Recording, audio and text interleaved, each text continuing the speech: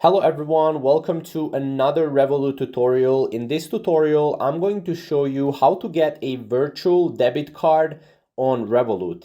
Now, this is actually fairly simple to get. The only thing you need to do is you need to sign up for Revolut, and after you sign up for Revolut, go to cards section here.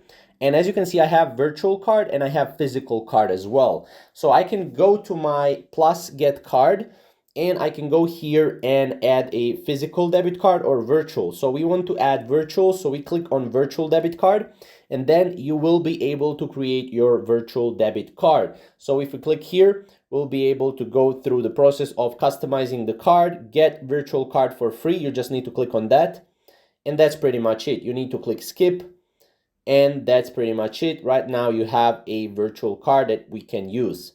Now, as you can see, that's pretty much the whole entire process. You can't see my screen for a couple of seconds here because I am just going through the security process of acquiring the virtual card. But that's pretty much it. If you have any questions or concerns, again, comment down below. And yeah, we'll see you in the next video. Thank you guys for watching.